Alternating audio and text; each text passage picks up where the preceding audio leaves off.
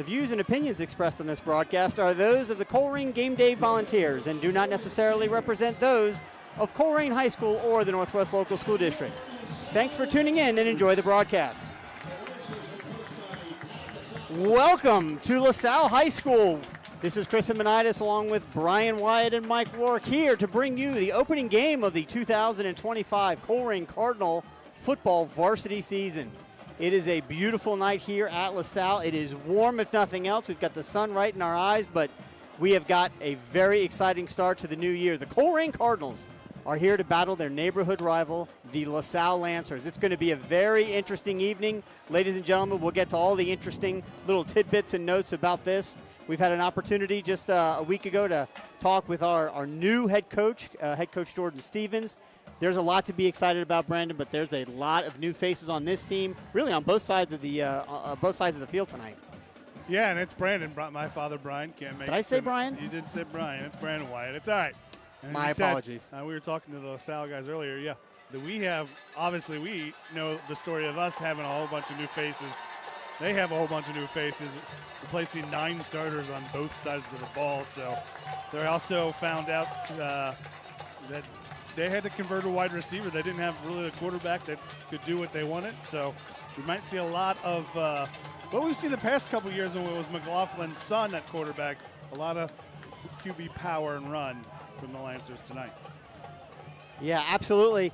The Colerain Cardinals, like I said, like I previously mentioned, they're breaking in kind of a brand new roster, right? They had, obviously, the story of the recent struggles of the Cardinals have been well told.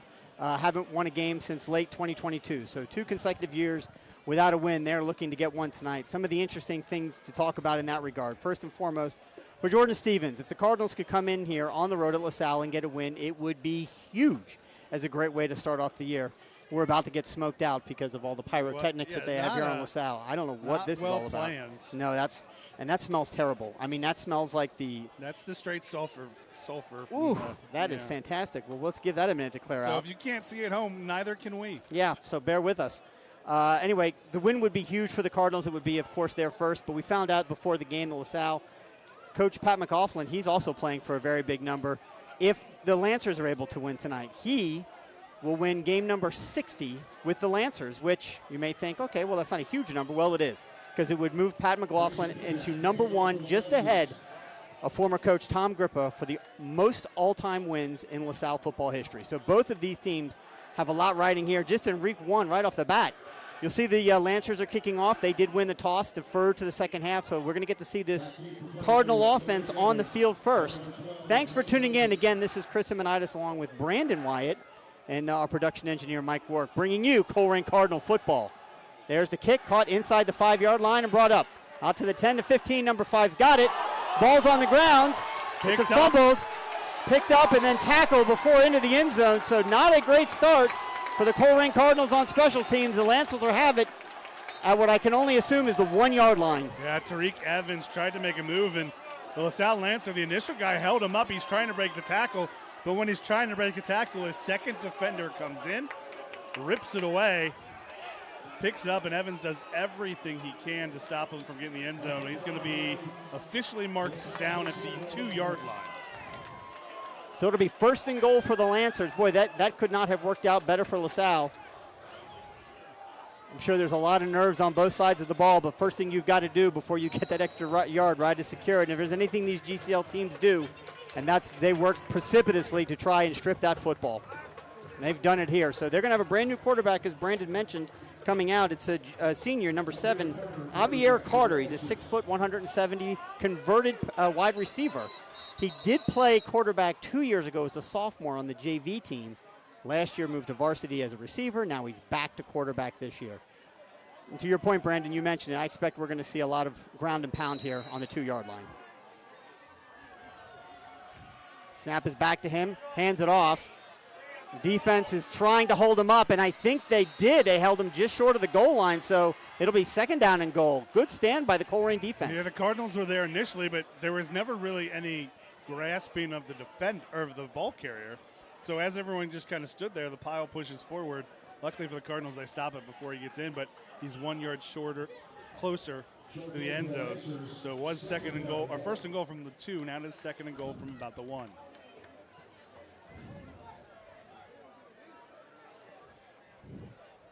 David Malone, a 5'9", 205-pound senior for LaSalle, right next to Carter. Snap goes back to Carter, hands it off to him, and he's going to get hit and taken down. I think short of the goal line. They may give it to him. No, they're going to mark him just short.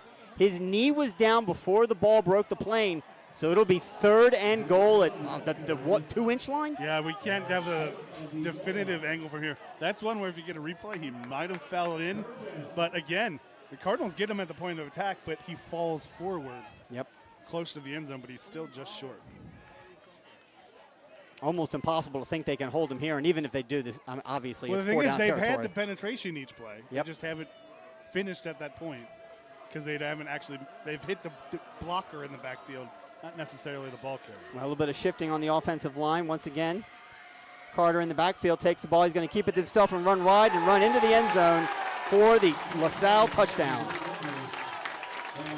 Here, Carter, one-on-one in the open field, and Zay Sims, I mean, even if he makes the tackle, Carter's still probably falling forward, even sideways into the end zone. Yeah, that's a good play, right? You get the ball in your hand and you get an opportunity to just find the open hole and go for it. So, okay, Grayson Bedak, a 5'11", 165-pound sophomore in for the extra point, and it's up and good. So it didn't take us long. At 10:23 left to go in the first quarter, it's LaSalle 7, Colerain nothing, off of the opening kickoff fumble by the Cardinals. So they'll get it right back here with a chance to hopefully do something better this time around. The good news is it can only get better.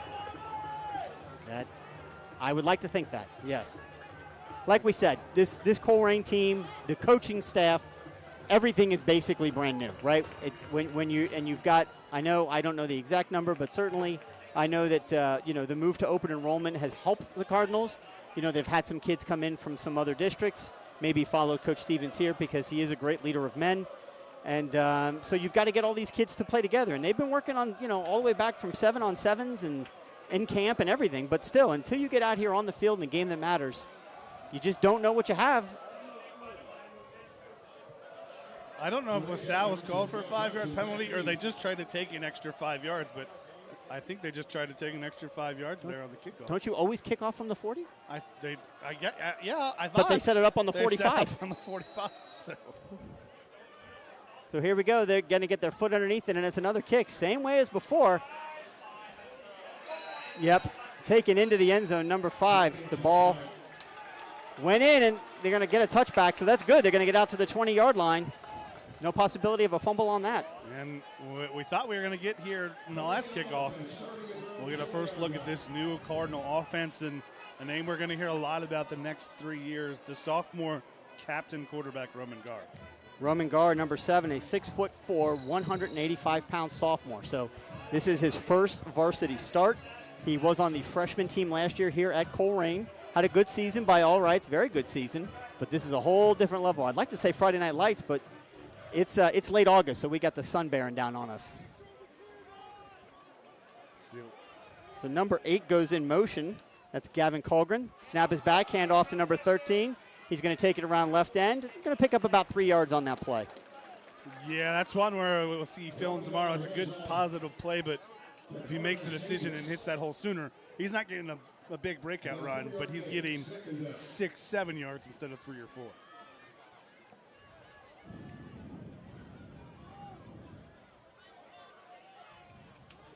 Still a positive play. That is Carvis Davis, who's a 5'1" senior. Up the middle, and this is something we didn't see a lot of last year, was the ability to run really at all in a straight handoff. There were some gimmick plays, take some speed to the outside, but nothing up the middle, and we have 3rd and 2 here for the Cardinals. Moving quickly, not hesitating. You've got 2 wide receivers to the right, 1 to the left. There's a handoff right across the middle again. He's got it, and he's going to be held short. I think he basically got back to the line of scrimmage. It's going to be 4th and about 2. You see here, first look at the philosophy here from Coach Stevens. We know he said 2 things. He wants to be fast and he wants to be aggressive. We've seen the fast here. I'm about to find out how aggressive he's going to be. He's going to be very aggressive. On 4th and 2, already down 7-0. It looks like he's going to go for it. I do not see a play clock, so I'm not sure. Do you see it on the other side? And we have a timeout. Timeout Cardinals. So they're going to think about that, and probably the prudent thing to do there is punt that ball away. If you've gotten one first down and maybe you're working on your second set, it's fine. But the last thing you want to do is get stopped on 4th down and have Lasalle find a way to put another 7 on the board. And we don't know. It's the first time, so we don't know either if they want Lasalle to think that, and Roman Gar has the ability to just pooch kick it. Trey Smith, he just wants to go by Trey this year. Trey is listed as the #1 punter. So, and he's also #1 on the depth chart at wide receiver. Yeah. He's been out there along with #2, Donovan Chambers, a returning senior, who's 6'1", 185. Trey Smith, 6', 180. We talked about Carvis Davis, another senior, a little bit shorter at 5'1", 190, but he certainly can move. The tight end, the big fella, Gavin Colerain, senior, 6'4", 240. So what I'm seeing when I look at this depth chart, Brandon, is I see a lot of seniors, mid-juniors, but maybe not a whole lot of experience. So here we go. They're going to go for it. So here we go, aggressive early. Snap is back. Gar's going to keep it himself, try and find some room, and he's not going to get it. He's going to fall down. I think he's going to lose a yard. And it's going to be a turnover on downs. Yep, just tried a little 3 straight runs to the running back Davis and say, hey, this time we get an extra man if the quarterback runs it, but a good tackle there in open field by Kamari Price. One-on-one, and he makes the play. I'll tell you what impresses me, the fact that you see already here on their first actual series of the year that Coach Stevens believes so much in his sophomore quarterback to give him that opportunity.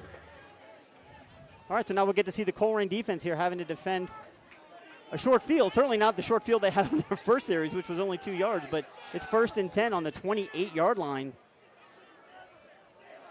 Lancers are getting some late people in, a little bit of confusion. They, again, to Brandon's point, are starting a bunch of brand new people themselves. Well, we were also talking to the LaSalle broadcasters earlier. One of their starting guard is out today, who they thought was going to be there. That's right. There's a handoff and an opening. #0's got it. He gets around to the right end. He's going to take it all the way down inside the 10-yard line, down near the 5. I think they're going to mark it at about the 7. It'll be 1st down and goal for the Lancers. So they weren't sure who was even going to be there today. Yep. And turns out in that case, they had no guard. They had luckily the clock hadn't rolled out on them, but they're here 1st and goal, ready to go, trips to the left. We've got whistles here. It's early in the season, and as of course that happens, some equipment thing we got to talk about early. So, oh, jeez. Number 12, Mike Johnson has to come out of play for the Cardinals. Coming in is 24. Some shift there on the defense. They're going to really have to step up here to try to slow them down. There you go. Drops back to throw, throws it into the middle, and wide open is the number 44, the tight end, Hunter Ogden, for the LaSalle score. And that was just way too easy. Well, I think if you're the Cardinals, you can argue that there was an illegal man downfield because that's an RPO. He runs. The blockers, they're there, and they have the wide receiver screen defend it, but one of the blockers just peels off, and as a secondary is wide open because everyone is focused on the screen and the quarterback, and he just leaks out and he's there. But there was a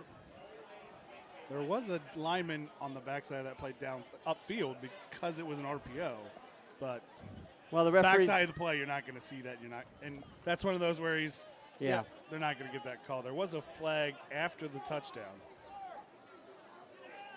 I think it's against the Cardinals for something. I can't imagine what. It was thrown deep in what can only be an area of unsportsmanlike, I would think, or hold it. Yep, personal foul against the Cardinals. I can't believe you brought a hot coffee. Dying over here. It's hot in here, I get this, but it's just because of the sun. It's not actually hot. No, I know, you're right, it's the sun. Sun brings that heat. All right, so once again, the sophomore kicker, Grayson Bedacht, on for the extra point attempt, kicks it up, and it is good again. So we got a full 8 minutes and 23 seconds left to go here in the opening quarter, and the Cardinals have had a very inauspicious, although familiar start to this game. They trail LaSalle 14-0 here early. Certainly not the way you wanted to start the season.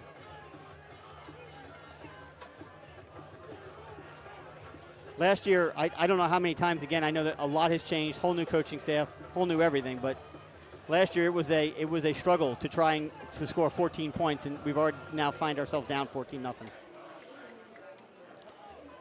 So it was also a struggle to run the ball forward, and he ran for 8 on the last That's drive, true. so. That's true.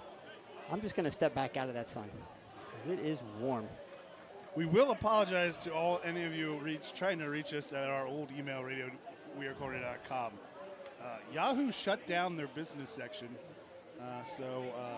those emails are all gone. Those emails are all gone. So the good news is, if you're watching on YouTube, you've got the chat.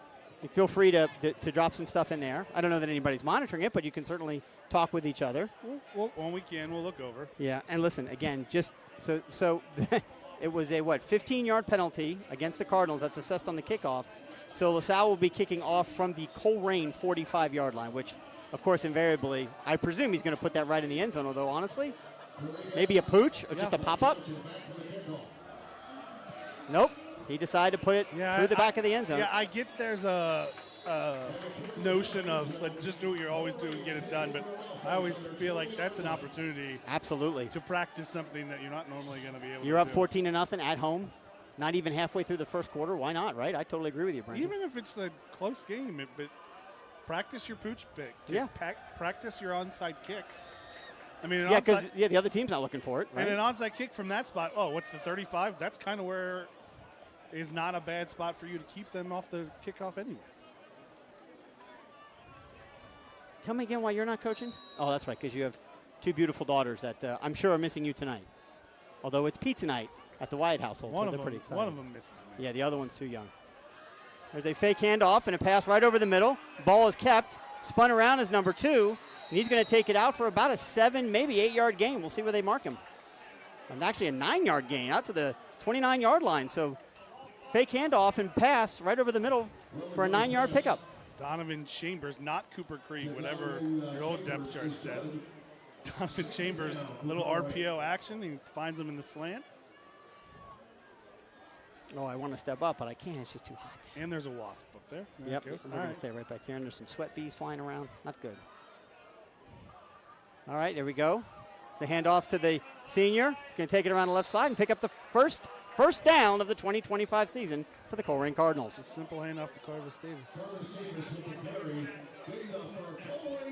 Yeah, and we apologize to you at home. We're doing the best we can, but that sun and angle are just brutal.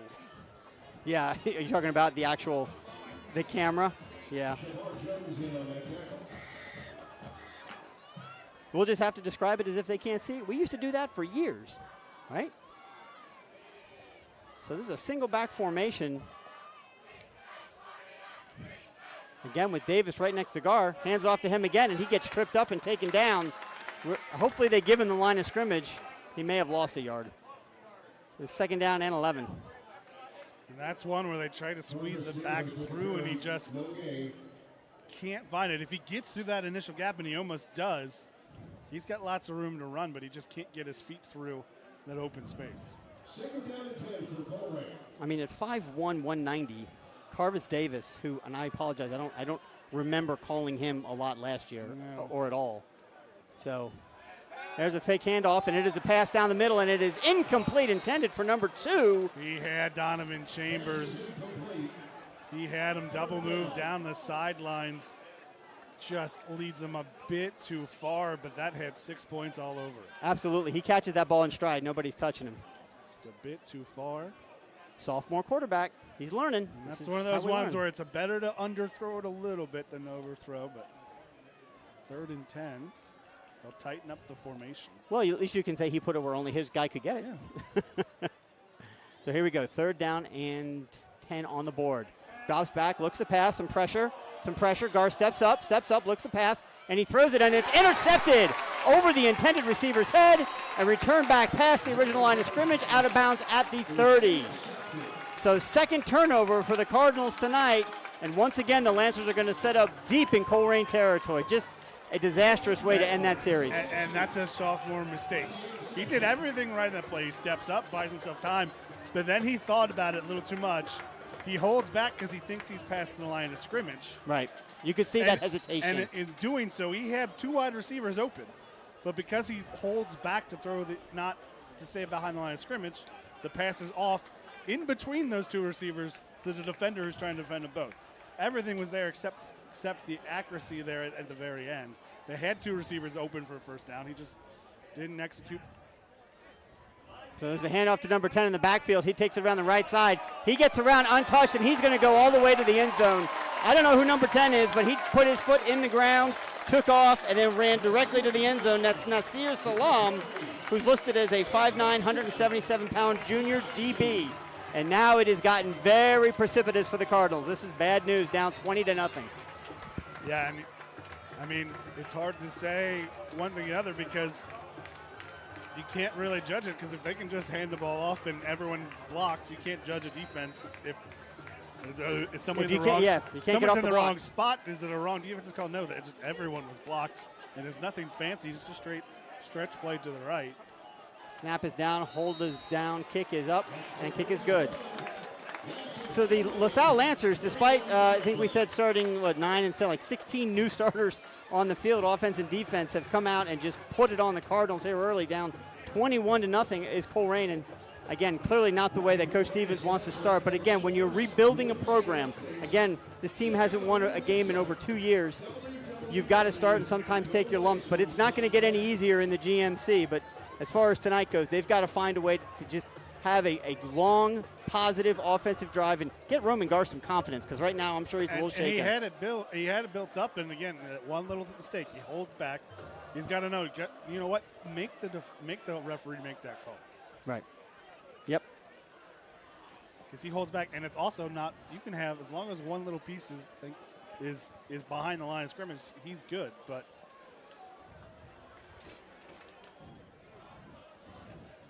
it'll come with experience, no doubt about it.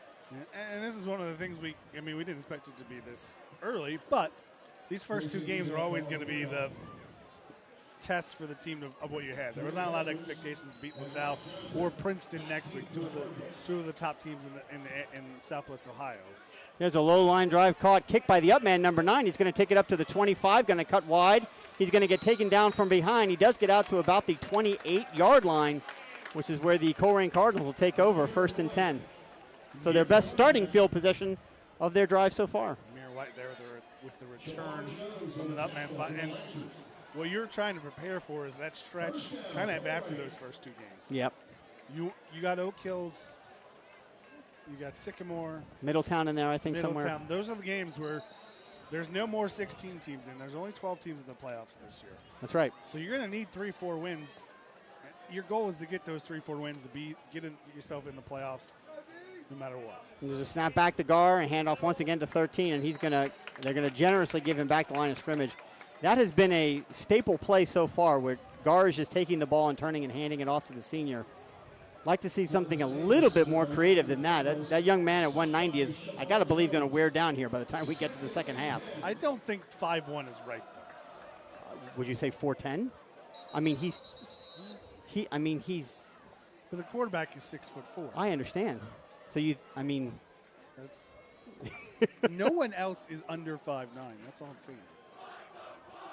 Okay. Here we go. And whistles. Looks like it's the first game of the year. It's early in the year, and again, another. God, I love the stripes. I do. I think he just sent a LaSalle player off because a sliver of his maybe leg guard. His knee wasn't all the way. His knee pad wasn't all the way down. Okay.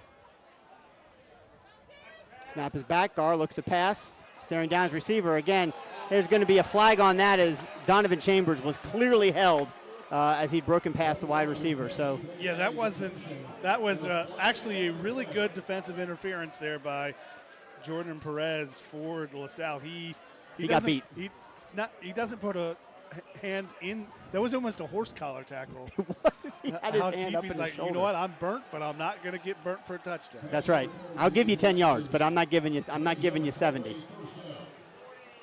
So first down for the Cardinals now. Ball is up at their 43-yard line. 5 minutes and 40 seconds to go here in the opening quarter. Colerain trailing 21-0. There's a handoff once again to Gore, and once again he's met in the backfield is Davis, and he's taken down for a 1-yard loss. Nope, it was not Davis. My apologies. That was Amir Blair, a sophomore running back, come in for a little bit of a change of pace. Yeah, the Cardinals had a little success early up the middle, but LaSalle's changed something up, and there's just no success to be found in the middle of the ground right now. And Coach Stevens talked about the fact that they wanted to be a balanced offense. They were going to run and throw the ball.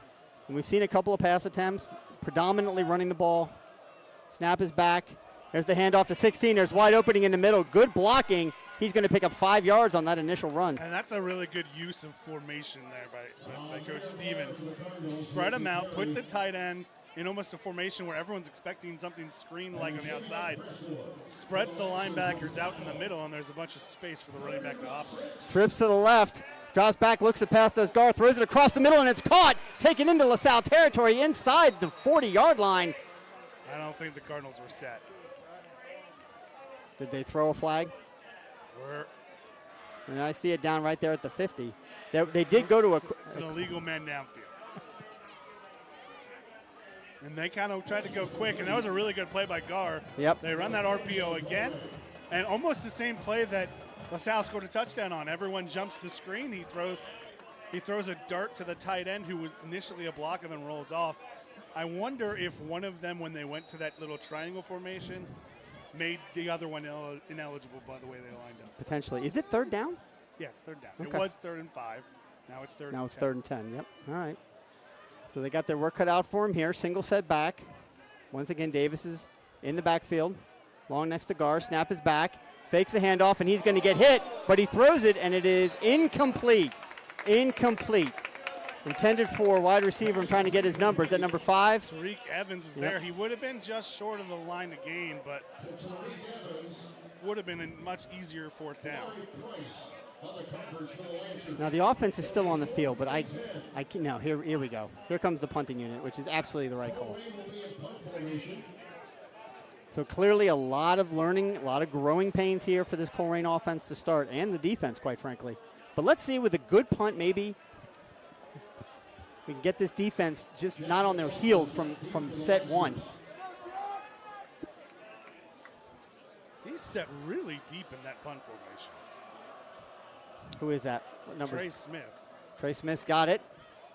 And he kicks it. Not a bad punt. It's going to bounce at the 30-yard line, take a little bit of a Colerain hop. Oh, nope. Now it's going back, and it's been touched and down to right at the 30. When you don't have a traditional punter, you got your wide receiver 1 as your punter. That's the best you can expect, and that's not a bad thing. That was very interesting from the standpoint of he's almost back an extra 7 to 10 yards that you would expect from a punt. Yep. And I don't know that's because maybe he wants more time, or because that's the way the snapper snaps best. But that was a very deep set to catch that. All right, so here we go now. Cardinals on defense. Got a little bit more room to work now. The Lancers, they got to go 70 yards. There's a fake handoff. Quarterback keeps it, and he gets out enough for the first down. Makes a man miss. Makes a couple guys miss. And there's a flag thrown in the backfield. So methinks this one's coming back.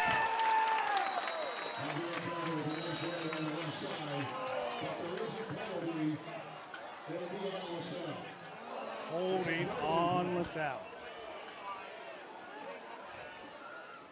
And the Cardinals were there. Avere Carter made a decent read. Should have had a 3-4 yard gain. And that was all Carter making Cardinals miss. Yep. Pick up a big gain, but it's all for naught. Coming back, it looks like the holding was about,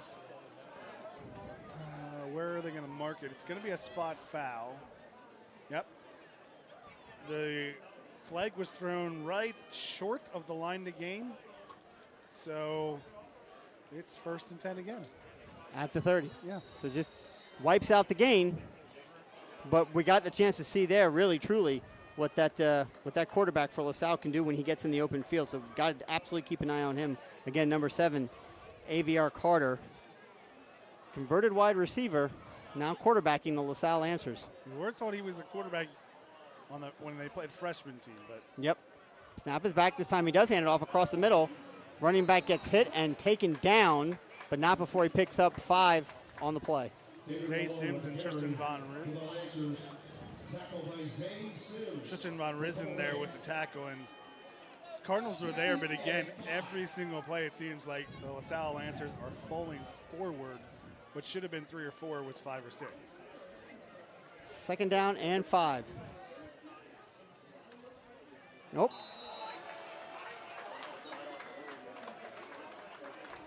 Now, normally you would be talking about Amani Todd being the nose guard jumping off sides, but the entire defensive line jumped off sides, so you can't just blame him. Can't pin it on one guy.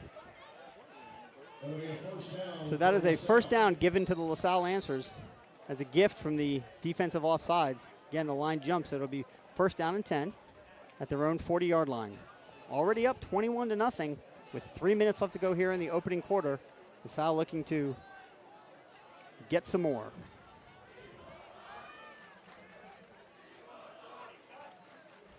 Carter in the shotgun. Takes the ball, drops back, looks to pass. Got some pressure, all kinds of holding. Nothing's called. There's the pass. It's lofted, and it's going to go to a Colerain wide receiver. Or, excuse me, a Colerain coach. Is that Deontay Smith-Moore over there? Maybe? Yeah. Maybe, yep. DSM. Folks remember that from his days leading the Colerain offense. He's on staff here, helping with offense and I think quarterback play. Carter Roll really did a good job of avoiding getting a sack. The Cardinals had the pressure there, the initial coverage, and kind of really a throwaway by Carter. There was a little bit of, I don't know, it was one of those where he was tackled funny, landed funny on the defender, and there was an awkward moment where I'm on top of you, and how do I get up without making this look like a penalty? But yep, a little bit of nothing. So this is interesting. We've got 4 wide receivers set here to the left. Drops back, looks to pass that way. They're setting up a screen. One-man miss, over pursuit. More over pursuit. 6 and 24 are on him, but he's going to keep his feet moving. He's going to get down into Colerain territory all the way to the 38-yard line. That's number, I'll wait for him to get up. 0 or 6? 0 or, I think it's 0. Jordan Hall. So the Colerain defender shedded a block, but then over pursuit. One sidestep move, and he was off to the races. So first and 10 for the Lancers, and they're going quick here. Single set back, handoff right to him. He's going to take it and get up the middle again. He makes 2 or 3 more men miss. Same guy, number 0, gets pushed out of bounds, but not before he's very close to another first down. And this is what LaSalle wants to do. They're going to get to the line of scrimmage. Quarterback's going to look to the sidelines, and they're just going to flip the play depending on where they see the advantage with the defensive formation. Yep, that's Jordan Hall, a 5'10", 205-pound junior on those last 2 plays. It is a first down for the Lancers. Takes the ball, fakes the handoff, does Carter, rolls, throws it across the middle, and it's incomplete, intended for big number 44, the tight end. Yeah, ill-advised throw there by Carter. He's not a bad throw, but a little high, but he's throwing into coverage where he's one-on-one with a defensive end. We've seen his wheels. That's when just tuck and go. Right.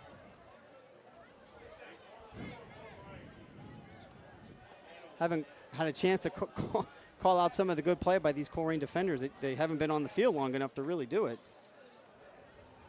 Got our middle linebacker, number 24, Quadri McLean, a 5'11", 165-pound sophomore. So he's being asked to do an awful lot in the middle of that defense. Snap is back, handoff this time to number 3. He takes it, and he's going to get enough for the first down to the 15, the 10, the 5, and into the end zone, touchdown. Ran and knifed himself right through the Cardinal defense. Made a couple of men miss and took it right in. 6 more for the Lancers.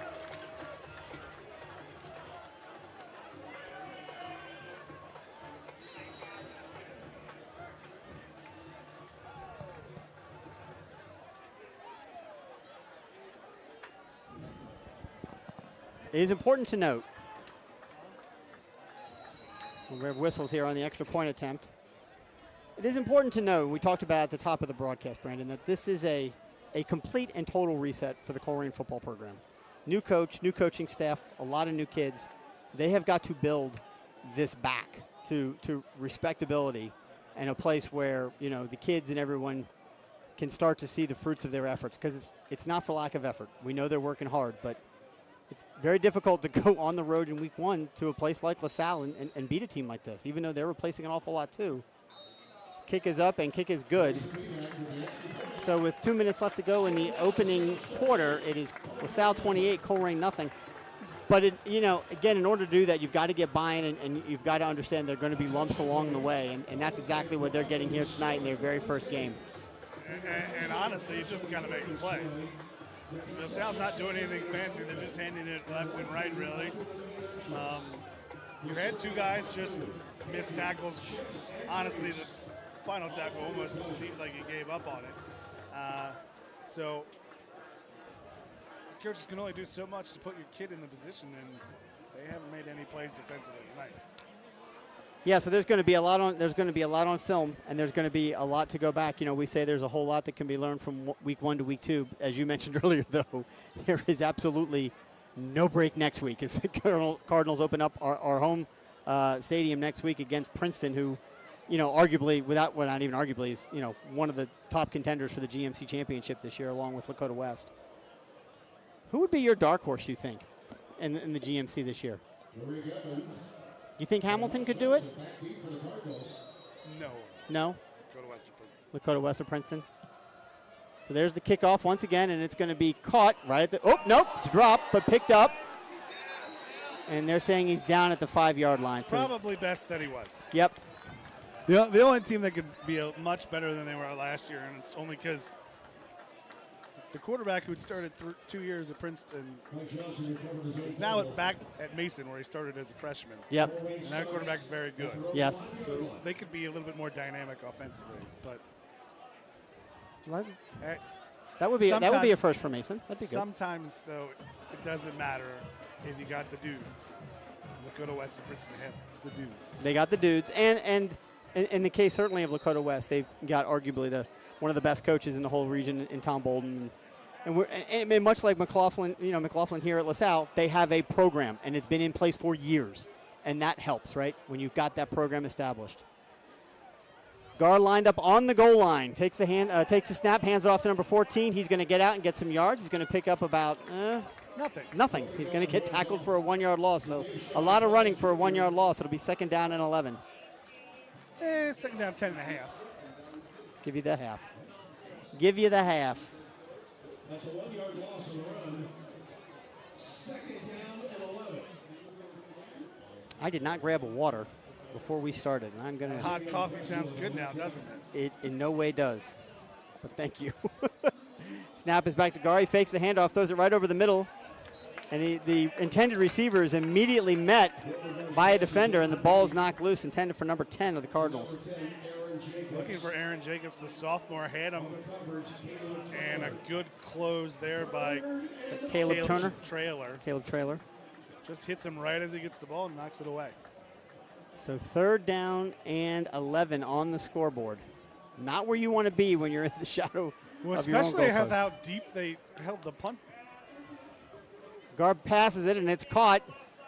He's going to get hit and taken down at the 5-yard line. So it'll be a 6-yard pickup, but the Cardinals will be forced to punt here on 4th and 5 from the 10-yard line.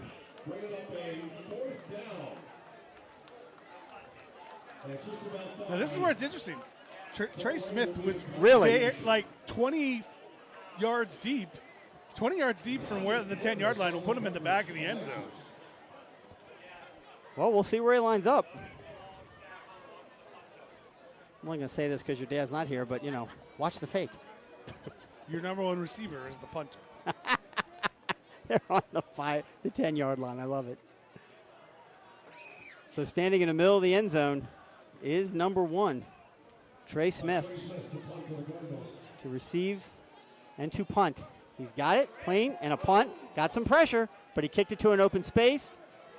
And unfortunately, it's going to basically hit and die. Kind of went laterally there, so got out to the 39-yard line. They're going to mark it at the 40. God bless them. All things considered, that's about the best you could. That's not bad. No return.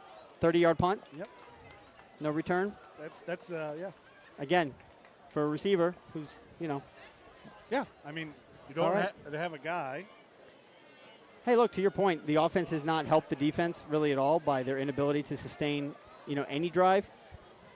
But the defense has not done much either, right? And so they've got to play with, you know, a little bit more aggression, a little bit more nasty streak. You're right on that last run. It looked like, you know, there may have been a few just kind of seemingly standing around. The offensive line for LaSalle is getting some good push right now. Hall, the ball carrier, picks up 5 yards, and he went 3 yards before he was touched. And again, it's falling forward consistently. Yep. And that is the end of the first quarter after 1 quarter of play here at LaSalle High School. It's the Lancers 28, Cardinals 0.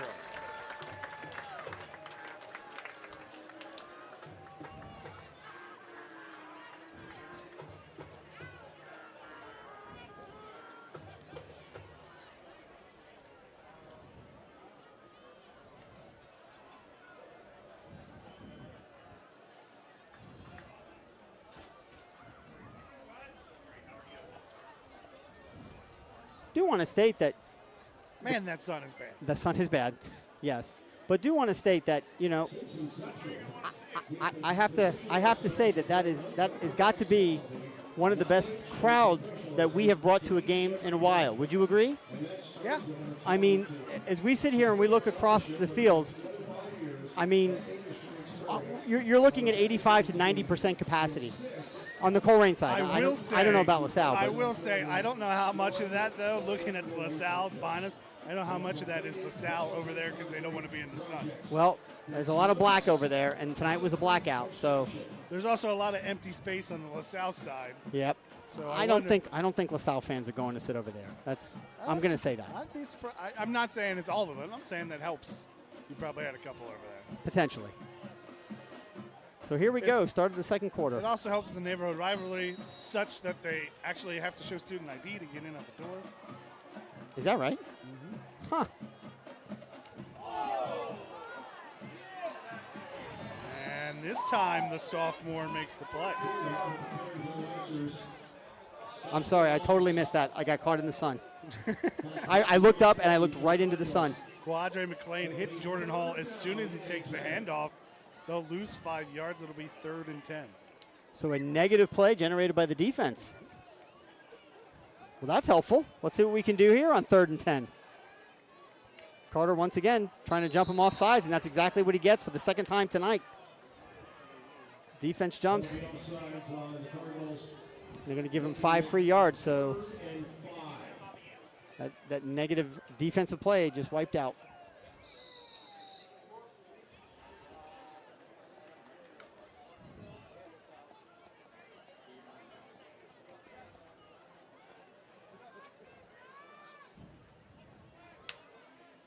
I mean, you can't write that any worse. Back-to-back defensive offside calls on the Cardinals defensive line. If I'm just gave them 10 yards and a first down. If I'm LaSalle, just keep going on 2 till they don't jump. I mean, that's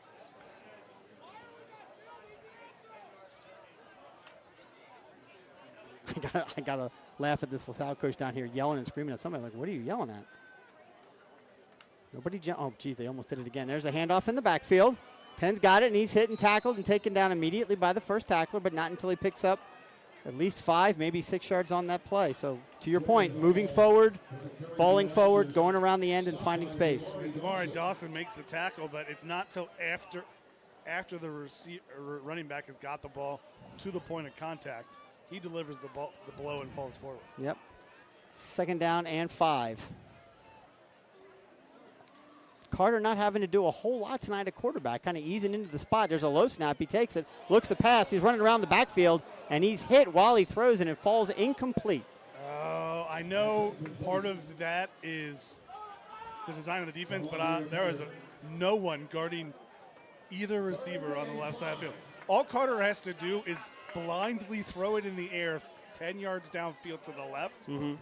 There's 2 LaSalle receivers for a touchdown, but the pressure forces a bad throw, and it's 3rd and 5. We'll see here what the Cardinals can do. They tried to get him to jump off sides again. It didn't work.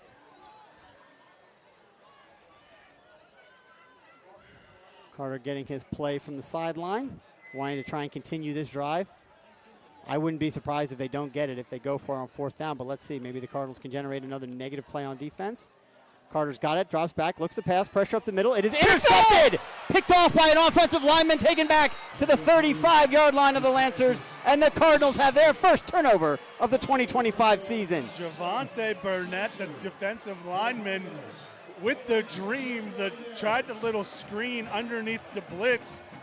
It was there, but Burnett was just happened to be standing right there. He one-handed. Grabbed that ball, brought it in. Mostly because he didn't have to do anything. It just kind of fell to him. What do they even do at that point? I'm surprised he's like, okay, well, I got to go the other way. Good thing for Lasalle, Carter was there to make tackle because there was no other red shirt there except for Carter. Yep. I don't know if Burnett would have outran the rest of the Lasalle team. I'm not sure about that. So either way, good turn of events for the Cardinals. Gar looks to pass. He throws. It's complete to number 13. He puts the brakes on, makes a man stop, and he's going to pick up 8 yards on the first down. I got to tell you, with Gar, he seems very loosey-goosey, very, I want to say calm and relaxed back there, but it's just, watch the offensive line, Brandon. You give me your thoughts. You're an offensive lineman. You tell me what you see here. So 2nd down and 1, 9-yard pickup. Drops back to pass, does Carr. He throws it deep and down to the end zone, or down towards the right sideline, but there was nobody down there. Yeah, I don't know if that's a miscommunication or Gar seeing the defender going, I'm going to throw it out of bounds over his head because I'm about to get hit before the route breaks. Mm-hmm. He seems very calm. He's very, very easy with his throws.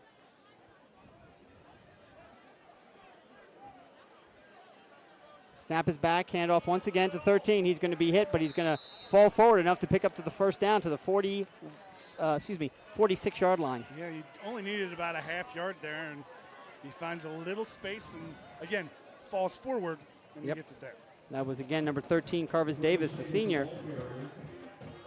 We're about 7 minutes from that sun to be completely gone. But yep. Until then. Probably right around halftime is when it'll be gone. The second half will be much better. Hopefully in many, many facets. Snap is back. Gar's got it. He looks to pass. He's got some time. And he's going to just tuck it and run, take it off to the sideline, and he's going to pick up enough.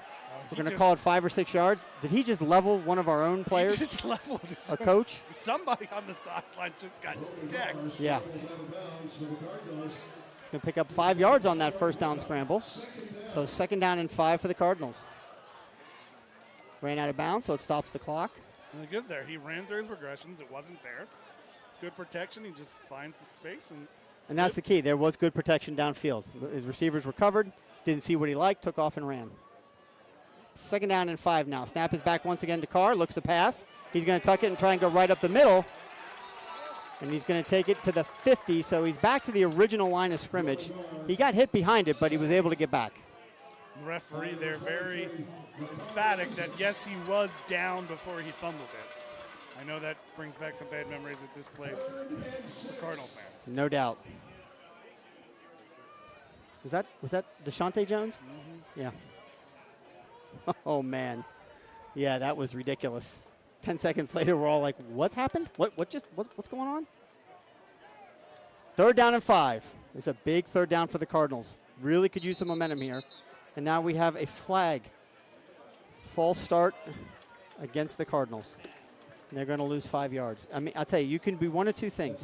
You can be inexperienced and trying to learn your way, or you can be undisciplined. But you can't be both.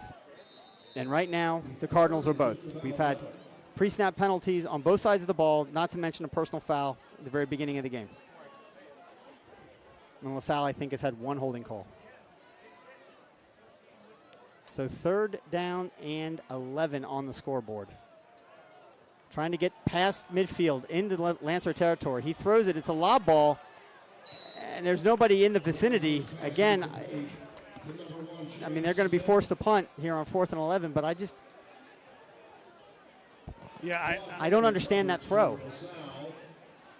Honestly, it looked like it's one of those where he has a one-man route, and if it's not there, you kind of throw it away, is what it almost looked like. Everything else in that play looked like window dressing, trying to find Trey Smith open on that right side one-on-one. He just didn't win the one-on-one. Yep.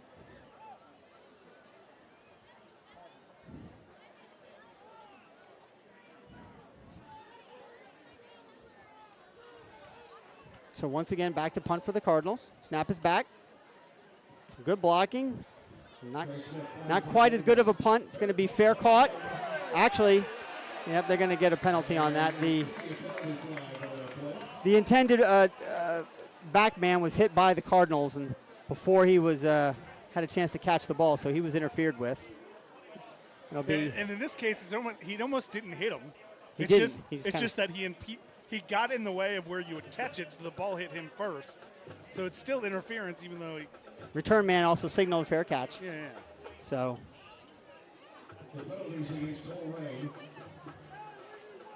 That's one of those ones where he doesn't kick it very far, so it's almost it's not an excuse, but it is a little understandable when the kick is short and he almost has to backpedal to get in front of the return. So with the penalty, the Lancers take it all the way up to their own 42-yard line. That was a net 12-yard punt after the penalty. 44 in motion. Their big tight end looking to probably get over there and block somewhere. There's a handoff right across the middle, but hit right at the line of scrimmage, number 31. Getting pretty excited. The man with the interception, Burnett.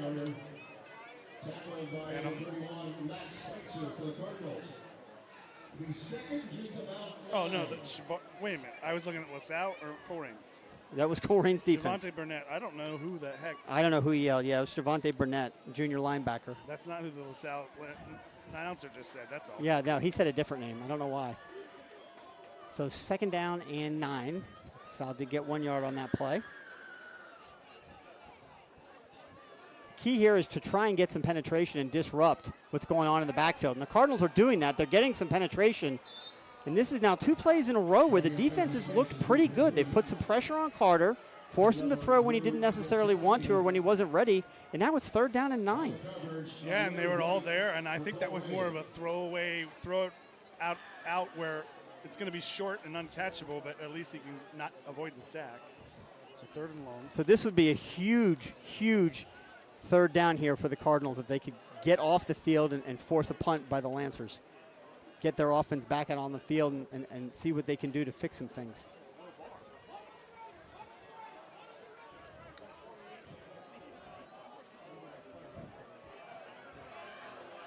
So here we go, 3rd down and 9. The Colerain defense has an opportunity here to get off the field and stop him. Carter drops back to pass. He hits number 44, and he's going to be tackled out of bounds, short of the 1st down, but he's very close, just past midfield. They absolutely are going to go for it. No doubt about it. That was a great play call, really simple, and they're going to go quick, too. Try and pick this up quickly. See if the Colerain defense is ready. They're going to try and jump them off sides, and it didn't work. The Colerain defense did not move. Yeah, I don't like that. I feel like I'll just go. Yeah, right? You can maybe cause your own false start. So they're disciplined. They did it again. They did it again. 3rd time tonight. Yeah, but Lasalle jumped first, so it's going to be jumped as well. So it'll be interesting to see who they say jumped first. All right, well, they're going to talk about it. Invariably, this is against the defense. It just seems that way tonight. We'll see. Hopefully I'm wrong. There's nothing I'd love more. It's going to be against the Cardinals. So the 3rd defensive offsides penalty against the Cardinals, 2nd resulting in a 1st down. First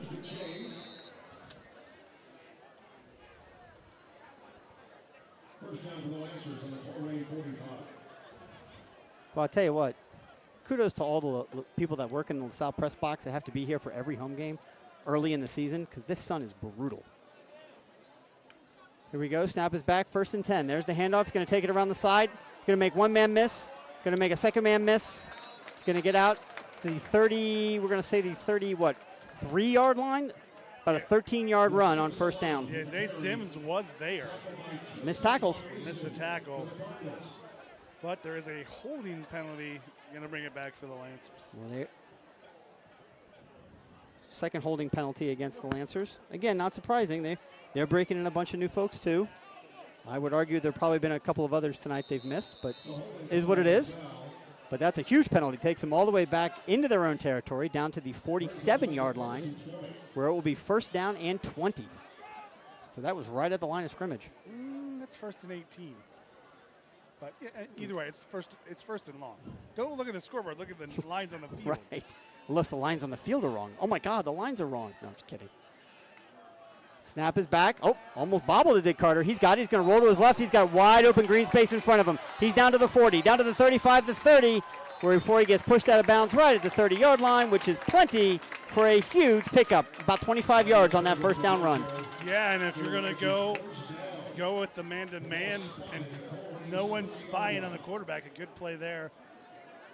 Play call, recognizing that if I go 5 wide, and if they're going to go man-to-man and I go 5 wide, my quarterback, who's already very athletic, has a chance to run free. And that's exactly what he did. That's a design play. Yeah. Yeah, absolutely.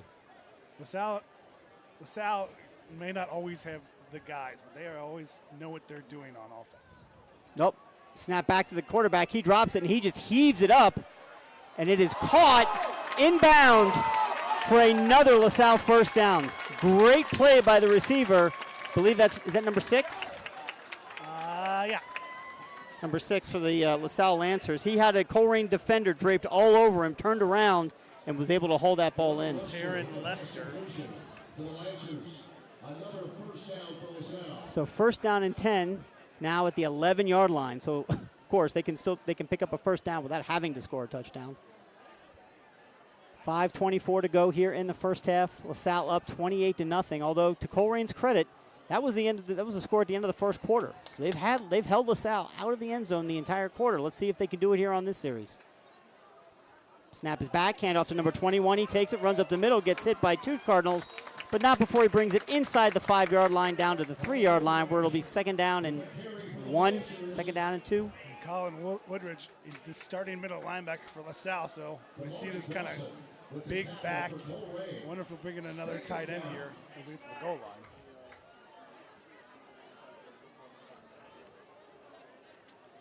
The ball to Colerain, the 3-yard line. Ball is second down and 3. Handoff once again to 21. He takes it, sidesteps, tried to make some man move, miss, and he does, and he's into the end zone. Touchdown, LaSalle. Von Risen was there to make the play, but again, if you're always falling forward, this time falling forward is 6 points.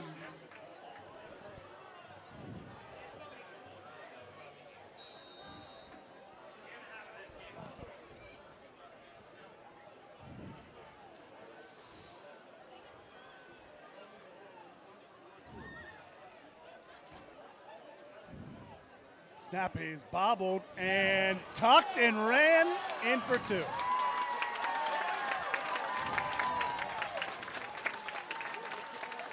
There was a bobble there on the exchange. Jack McLaughlin tucked it down, and all the Cardinals went for the block of the kick. There's no one keeping contained. 2-point is good. So at 4:43 to play here in the first quarter, LaSalle extends their lead now 36-0.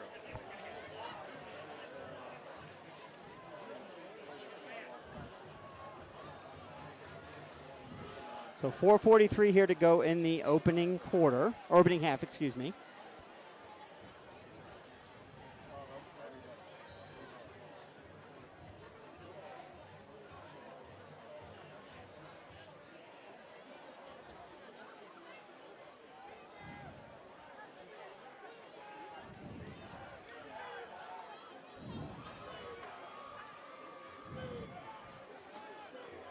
I imagine that when LaSalle has an opportunity to play some stronger defensive teams, that they are going to struggle a little bit. I mean, I know we're not seeing a whole lot here, but because they don't have to. But there certainly is some one dimension to what we're seeing. But this dimension is doing a really, really good job. You say that, but that's been LaSalle for the past since McLaughlin's been back at LaSalle. That's true. It's just quarterback. I mean, that's I think true. the one playoff game, his son was the quarterback, ran the ball like 35 times. That's true. Like that's all point. they like. It's the first time I've seen LaSalle in like 3 or 4 years. I think it was a couple years ago. They played, I think, Whitten Woods in the playoffs. Whitten Woods that was the year after Whitten Woods won the state championship. Whitten Woods had all of these D1 athletes. And LaSalle just said, I'm just going to take my quarterback and run power left, power right. We're going to run a counter. And then as soon as you put everyone there, we have one little wrinkle that breaks out. Really could use a big return here by the Colerain Cardinals. They've got it. It's slowed down and immediately hit and taken down. I think he barely got out past the 10-yard line. Trey Smith had it, and LaSalle's going to get 15 yards after the play here for slamming him down after the whistle. The Cardinals are going to get an additional 15. No, LaSalle is going to get 15 for slamming the return man down.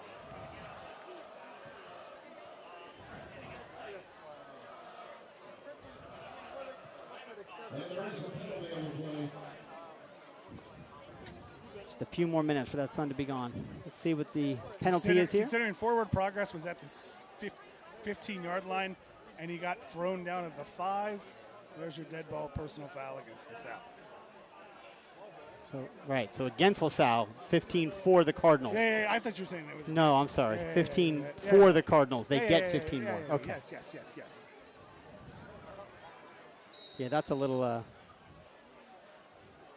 Snap is back to Gar. He's going to keep it and run up the middle. Pick up about 5 yards on that first down run. Not bad.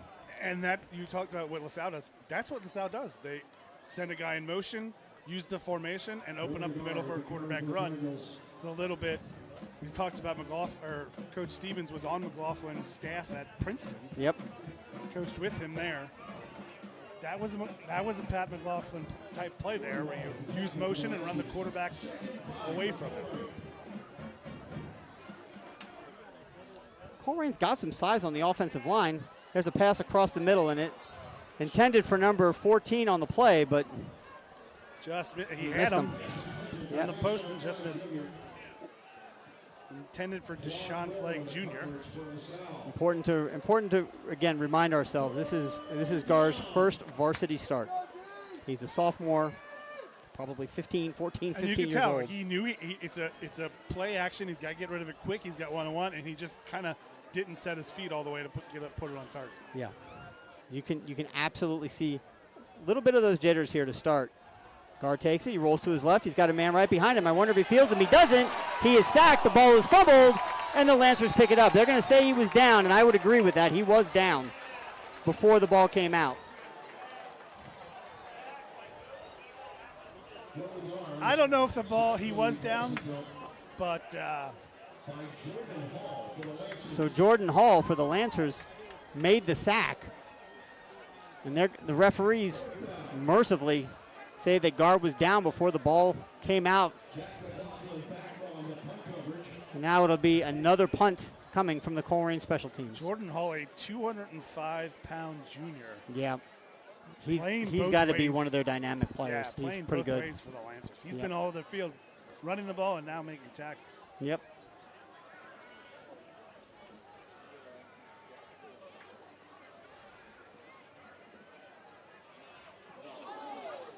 Good block by number 9 to protect the punter.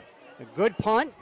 Trickles all the way down inside the 30. Gets a huge Colerain bounce down past the 25 before the Cardinals down it at the 23-yard line. So best punt of the night for Trey Smith with a good bounce. And I'll tell you what, you saw that block that number 9 for the Cardinals laid on that incoming attacker. We do have a flag on the field. It's going to be a personal foul. I'm not sure if it's on the Cardinal defender or player for. Well, it can't be for that block, right? Well, I don't know if he got hit before and he retaliated, or he stood over and got 15 yards. It also could be one where it goes both ways. Either way, we'll find out. 14 for the Cardinals was involved. Yep. Okay, they're calling on both. I wasn't sure if it was going to be on the Cardinal. The Cardinal doing the action right as the referee saw it. I'll tell you what, though. Look at these referees. The referee set the ball at the 40. They assumed that was a penalty just against Colerain. So they gave LaSalle the 15 yards. No, that's where it was down. No, it was down all the way here at the 23-yard line. That's where it should be set. That's where he downed it. They just gave them 2 yards. I'm not going to complain here, but I'm just saying. They were so quick to give LaSalle 15 yards that they moved it all the way up to the 40. So it's been missed spot. LaSalle gets a gift of 2 yards. They'll start off first down and 10, their own 25-yard line. Carter's got it, hands it off into the backfield, and he is swarmed under. That'll be a 5-yard loss. Great play by a host of Colerain Cardinals. Yeah, well, Javante Burnett in there, along with the sophomore McLean. We do have a Cardinal down on the turf. And I think that's Burnett. Maybe the referee could back up off of him, give him some air. There you go. Jeez, Pete. I don't know what it is, because I've seen it both ways 3 or 4 times, and I don't know if it's some new thing. But I've seen it 3 or 4 times both ways, where the guy on top kind of just stands over top of him. The ref? No, the defender? The defender or the offensive player. I've seen LaSalle's quarterback did it to our defender when he tried to tackle him. After he threw the ball away, and he was at his legs, and he stood over top of him. Yep. But I don't know if that's something or just some weird coincidence that it keeps happening in this game. So 31 is able to get up and walk off the field of his own accord. He's holding his helmet, so I'm not sure what exactly was there. He's not holding anything. He's not limping. I think that. Don't know. Don't know. He's gonna get a blow, get a chance to kind of catch his breath. He's been a big player on defense tonight for the Cardinals, so need to get him back out there, hopefully very quickly. 2:14 left in the half. 2nd and 13 for the Lancers.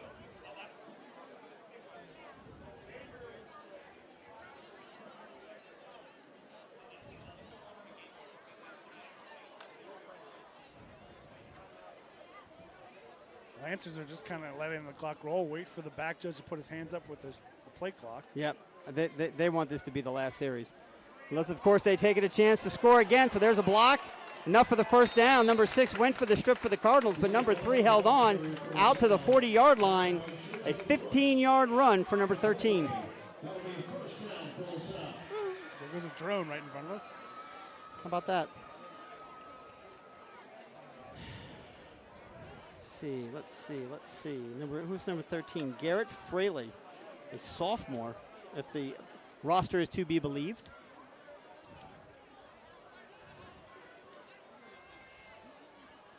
.124 on the clock.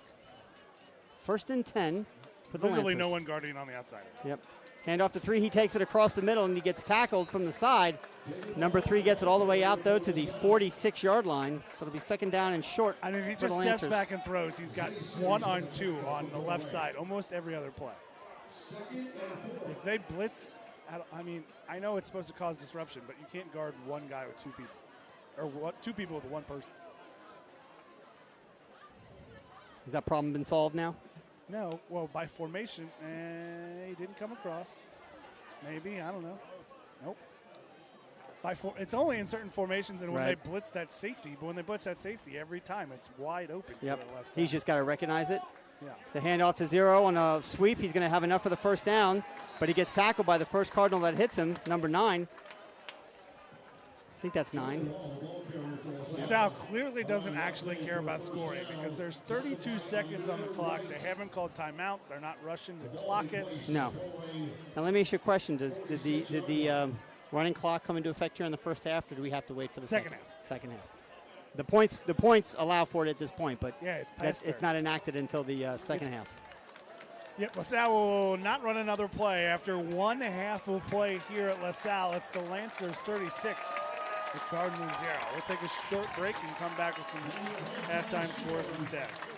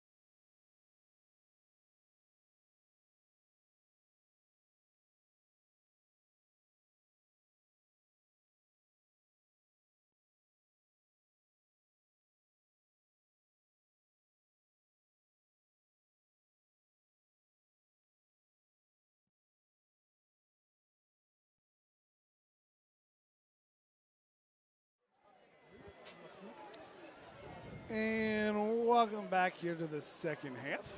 Buddy LaRosa Field at LaSalle Lancer Stadium on the campus of LaSalle High School. It just says Lancer Stadium. It does, but over there. See, it says Buddy LaRosa Field. I know it's Buddy LaRosa Field. At Lancer Stadium at LaSalle High School. Well, thankfully, we can report the sun is down behind the trees. It is no longer blaring in our face. Hopefully, it will improve video quality. It certainly will improve our ability to comment the game. Unfortunately, Brandon, what it's not going to do is give Colerain a quick 35 points. We will remind everyone, that. We do have a couple other scores. Try to get as many as we can in the GMC and the GCL. Sycamore trails Kings by an even bigger margin. They lead Kings 42, Sycamore 0. Hamilton over Hamilton Baden 14-0. Big little bit of a surprise. Fairfield on top of Wayne 7-0. Wayne has the #1 player in the state of Ohio.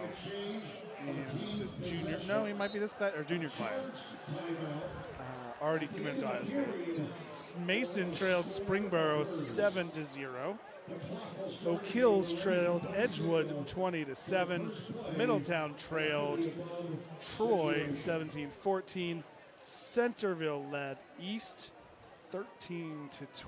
I'm sorry, is there a, so other than, is this Hamilton? Is this Big Blue that's over Baden? Hamilton over So Baden. Hamilton and Fairfield are the only two teams in the GMC winning right now?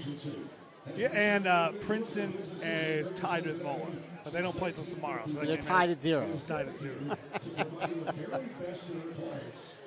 All right, well, thank you for the score updates, Brandon. Now we've Couple got other scores real Oh, okay, quick. good. Got some more. Didn't get the other GMC score. Go for it.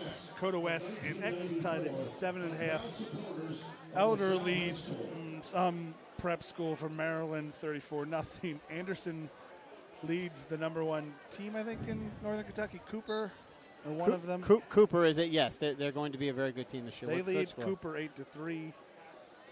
Winton Woods leads Springfield, not 14-0. The only other score I had was Indian Hill 10, Jamaican 7. One close to my heart, for those who know anything or remember at all about my history, but my son played for 2 years at Holy Cross High School over in Northern Kentucky, and they kicked off their season tonight at St. Henry, who is kicking off their very first varsity season. So congratulations to the Crusaders, who are starting off their varsity football program tonight. They find themselves with about 4 minutes left to go in the first half, or probably halftime by now, down 20-0 to the Holy Cross Indians. So shout out to the alma mater for my kids. All right, Brandon, we've got the stats here, and I mean the score is 36-0. So I don't know that there's a whole lot to take from it, though. I will say that LaSalle, I mean, it's deceptive, right? They had a lot of short field. So you see LaSalle, 36 points, 12 first downs, 19 rushes for 175 yards. You think, how do you score 36 points, only 175 yards rushing, and only 53 yards passing? You know, you're talking a total 228 yards, 36 points. It's pretty good efficiency. And if there's any positive to take out of these stats, because we won't go through all of them, there's Right. not much there. To me, the one that stands out is LaSalle had 28 plays in that first half. The Colerain Cardinals had 25. And you might say, why is that a big stat? I can remember the past few years when that offense would be 10, 12 plays, because every series in the first half was 3 and out, 3 and out, 3 and out. So the fact that, hey, they might not have that many yards, but they have 25 plays tells me that at least, like, it's not an even number of 3 or 4 that would be all 3 and out, or stopped on 4 down. They're at least running an offense. Yeah, what's frustrating is you see a total yards of 44 total yards for the entire quarter, right? 21 yards rushing, 23 yards passing. Well, what you don't like is the positive there. The negative is the 8 penalties for 60 yards. 8 penalties for 60 yards, absolutely. Although, interestingly, LaSalle, 4 penalties for 60 yards. So, again, LaSalle, I think, had 2 personal fouls. That's 30 of their 60 yards. Colerain had 1 personal foul, and they had 3 defensive offsides, and, you know. So just kind of sloppy play from both teams. But, yeah, we won't get much more into that. I mean, at this point, we're going to start the second half down 36-0, which means, again, as a reminder to our viewing audience and listening audience, it will be a running clock. as stated by the rules of the state of Ohio. Any team that finds himself down by 30 points in the second half. Yeah, they might have changed it to 35, but they maybe. might not. I don't remember. Yeah, hopefully we get a chance to find out if Colerain can score and get it down under 36. Different kicker for the kickoff. Yep. Is Blaine Cherez is what it says. It's a sophomore, but typically sophomores get decals on their helmets, so maybe it's a freshman dressing with a different number. So there's a caught at the 10-yard line by the Lancers. They've got to make a couple of guys miss. Nice tackle made by number 3. Got low and kicked him up off his feet and brought him down shy of the 30-yard line. Let's see where they started off here. 28-yard line. 28-yard line. So the Lancers, who deferred to the second half, are going to take this opening kickoff from the 28-yard line. Let's see what their offense can do. Again, up 36-0. This will be a running clock. So this, I believe, based on what we saw at the end of the first half, that Coach McLaughlin wants to secure that 60th victory. He's going to be fairly conservative on offense. Yeah, but it's also those weird. We see a bunch of substitutions on the offense. Not really a bunch of substitutions, just one, it looks like, on the offensive line. Still the one skill groups, at least. Yep. Let's start the second half. Snap is back. Handoff over the middle to number 0. Once again, it's that man. He got hit. A Cardinal lost his helmet. He's going to have to come out. That's a Lancer who lost his helmet. That was it? Ball carrier who got awkwardly bent backwards. Yep. Oh, that's number 0 for the Lancers. He did. He got hit hard. Again, I'm sorry. Well, it was one of those where he's going down, but he's still trying to fight for yards, and his lower body is being held down. And they're not hunting for his head, but it's just kind of where it is. Right. No, you're just making a tackle. I don't know if he's actually, if it's more that his head, but more that he kind of, his lower body isn't going in one direction. His upper body gets hit quickly in the other. I'm here to tell you this. I don't know what the future prospects are for this LaSalle team, but that's Jordan Hull, he's a junior. He's been all over the field on both sides of the ball, making plays for the Lancers. He's down on the ground. He's not. He's just lying there. I think they're just running some tests on him. He wants to get up, but if I'm Coach McLaughlin, I'm taking him off the field, and he's done for the night. You're up 36-0. There's no need, in my mind, to risk him or any kind of a serious injury. And with the one thing with the injury, because of that, the running clock does stop right now. Yes, running clock does stop with timeouts and change of possession. I can't tell if they're trying to examine something. He's lying. He's got his hands kind of on his forehead, so he's not writhing in pain or anything. But it looks like they're working on his legs. Okay. Well, that's what I'm saying. His lower body was in one direction, and he got hit on his torso area. Yep. Let's see what happens here. Well, he's up on his feet. He's standing, but he's not doing it on his own. Let's see if he needs a little bit of help off the field or not. He might try and tough it out and just limp off. We'll see. And the training staff, all those athletic trainers, they can't diagnose stuff out there, and that's right. That's not their job, but they can say, they do some movements, they do some things, exercises that they know, like, hey, this is a potential, this injury, it's a potential of this. Number 0 is coming off the field aided by 2 folks, and he is not putting any weight on that right ankle or leg. So they're just going to take him right off the field and right into the medical area and get him looked at. Best wishes to him. He has had a phenomenal night here for the Lancers. Hopefully it is nothing serious, and he misses absolutely 0 time to match the 0 on his jersey. He's going to miss some time, additional time, outside this game. Outside of no, he's not. He's done for tonight. But again, LaSalle's got a 36-0 lead in the running clock. They don't need him out there tonight. They'll need him for GCL play and their other difficult non-conference games I'm sure they have scheduled. All right, so rushing to the line are the Lancers. 2nd down and 8. Snap is back. Handoff again on another sweep. Hit and taken down, but not until another 3 yards are gained.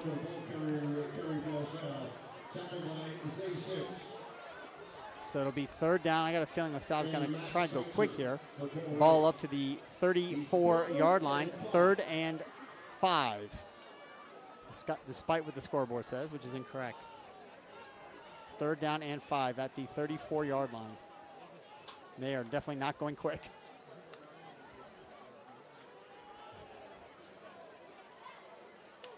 No jumping, no jumping. Good job. Well, you can jump, just not offside. Just not past the line.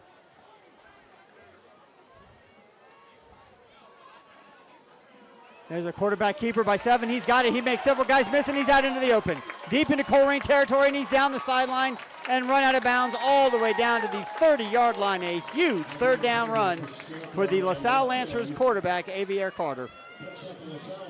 Yep, and again, this is LaSalle's offense. It doesn't matter what down and distance. They're trying to run the quarterback and take advantage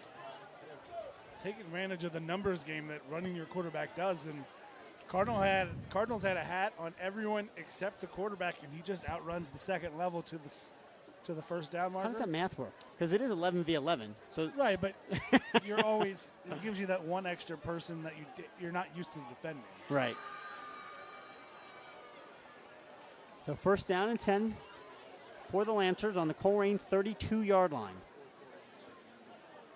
Again, can't imagine we're going to see a pass at any point. There's a handoff right over the middle. And again, nobody touching number 3 until he gets all the way down to the 15-yard line, takes it down to maybe the 14, and another first down for the LaSalle Lancers. This Colerain defense, at least to start this half, is getting absolutely gashed.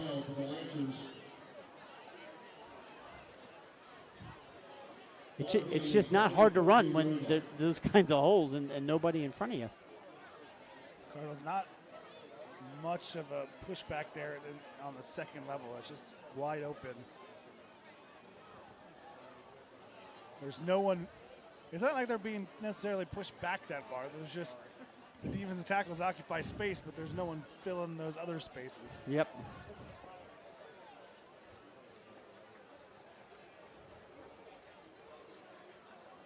Interesting. I don't see 31 back out there.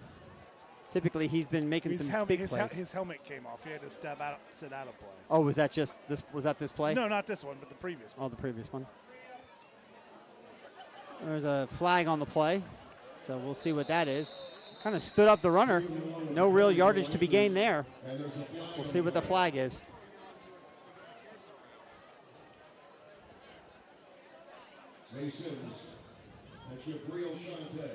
On the stop for Colerain. 5-yard face mask on the Cardinals. And it looked like, though, that must have been not in on the ball. It must have been away from the play. So does that give them a first down? Yeah, you just repeat first down.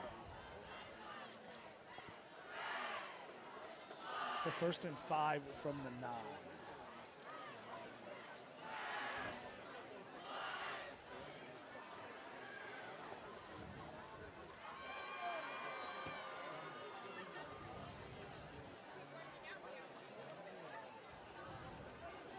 We'd love to see the Colerain defense kind of stiffen up here.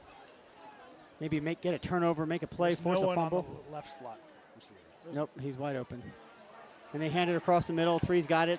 He spins and finds his way into the end zone for a touchdown. And again, if you're falling forward, good things will happen. The Cardinals hit him short of the line to gain, but because he's falling forward, he lands on a LaSalle blocker and Cardinal defender downfield, and bounces off of them, never touches the ground, and falls into the end zone. There's a referee timeout. Another Cardinal down hurt.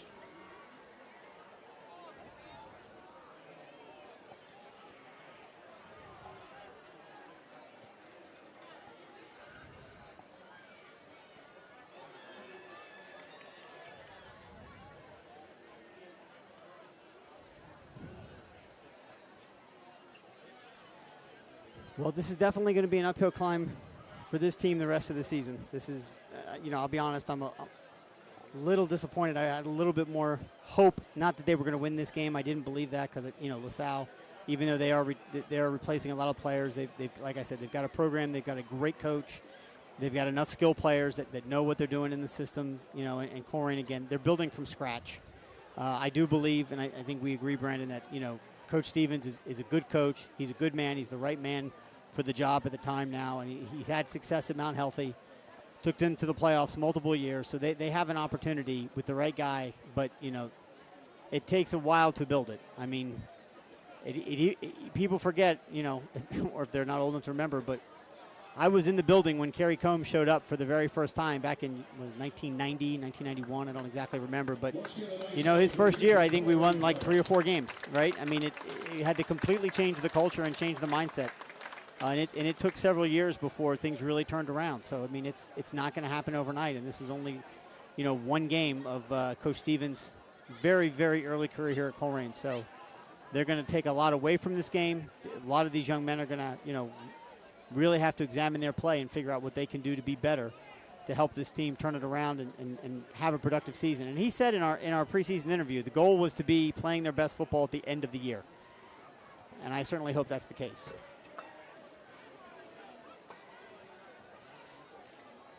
So getting everybody set here for the extra point attempt. Snap is back, hold is down, kick is up. It's a low kick, and it's no good. It is wide left. So got a 2-point conversion on a botched extra point on their last touchdown. Missed this extra point, so they're right back to a normal 42-0 type score here for the LaSalle Lancers with 6 minutes to go in the third quarter. And again, the clock will continue to run as we are in a running clock situation. And now it's going to continue to run no matter what the Cardinals do on offense because they won't be able to get under that points threshold. So, at least not with one score. Not with one score. That's right. No matter what they do here on offense. That's right, on this one series. And it's both good and bad because you don't want things to get completely out of hand. But I feel, especially for the Cardinals on their side, you want to get reps. And for LaSalle side, the one thing about this running clock that you kind of hate is it takes away the reps from the second teamers from LaSalle and takes away the reps just because. But does it? Because there's no reason that any first-team player for LaSalle should be playing anymore. I know, but with your second teamers, you're not going to get any. Yeah, I mean, realistically, what will they get? Maybe 2 drives the rest of the game? Maybe. Well, with our offense, who knows, right? Maybe 3. But still, to your point, it's not a whole lot. And that's an incentive for sophomores and juniors to stick around. Right. Get some varsity mop-up time. Well, I can't imagine LaSalle is going to be in many more, if any, running clock type games. So here we go. Colerain's got it. It's going to make a guy miss. He's going to jump into the air, get a few more yards out of it, take it up to the 25-yard line, it looks like. So not a bad return for the Cardinals. And that's one of those on the edge cases, though, because at least it used to be. Maybe they changed the rule in Ohio high school. You're not allowed to hurdle. But maybe because he didn't hurdle someone trying to tackle him, he just leaped over a guy on the ground. On the ground, it doesn't count. I mean, he definitely left his feet, no doubt about it. Yeah. In fact, wasn't Dayton. It was what was it? It was Dayton Smith Moore one time hurdled a guy. Yeah, DSM. Yep. Got a touchdown and called back because he hurdled. I recall that. Was that at home? I don't know. Yeah, I feel like that game was at home, and I think it was down the right sideline. He was incredible. Defied all logic in terms of. Here we go, a little man in motion around the back. Guard drops back, throws out to him, and it is caught. Taking up the sideline. That was interesting. Didn't see that play at all. A little, what do you call that play? Just a wide receiver screen. Yep. Swings him in motion, runs a little swing to the outside, and Trey Smith with his first catch of the year. So picked up, 5 yards on that? 2nd down and 5.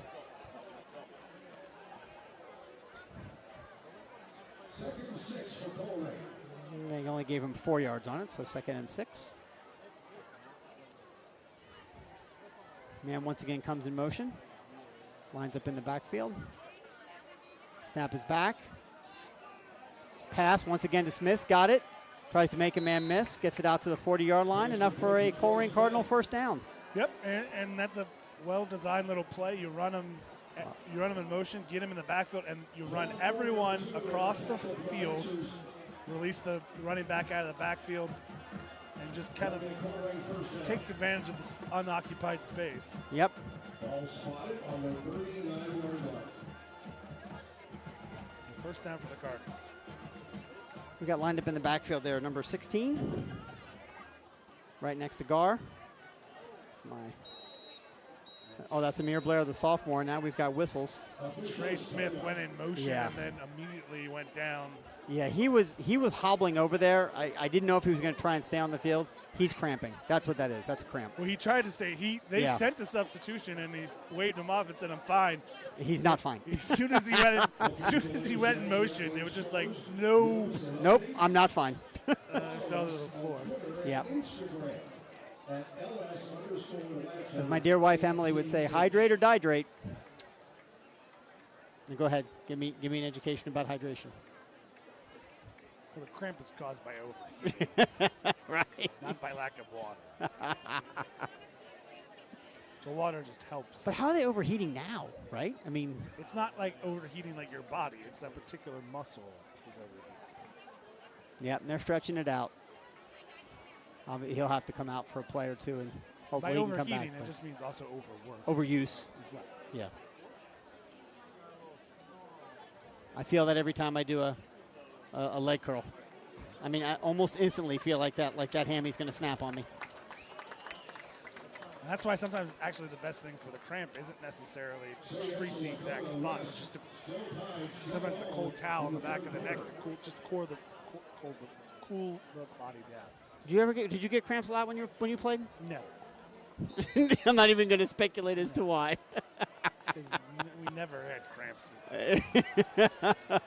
Oh, Garth throws it deep, intended for number 2, just beyond his outstretched hands.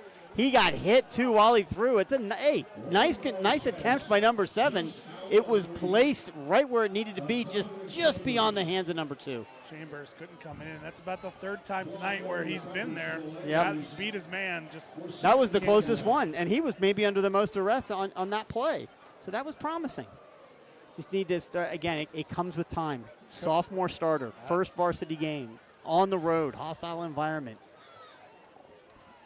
local rivalry. I mean, just a lot stacked in the cards against the cards. Guard drops back, looks to pass, throws it deep, and again, way over the intended target, number 5. We got more whistles on the play. Did you see a flag anywhere? There's a flag on the far side. So my guess is they substitute Jonathan Chambers with number 5 goes in. My guess is two mistakes on that play by him. One, he probably covered up a different receiver.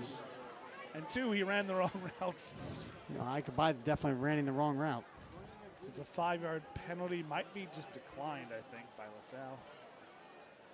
It looks like it because now it's 3rd down and 10 on the incomplete pass. And again, the clock's going to continue to run now. Only a minute and 12 left here in the 3rd quarter. So 3rd and 10. Cardinals need a first down here to keep the drive alive. He's going to tuck it and run himself, and he's going to get sandwiched and taken down after about a 4-yard gain. A little bit of indecisiveness there on the young sophomore's play.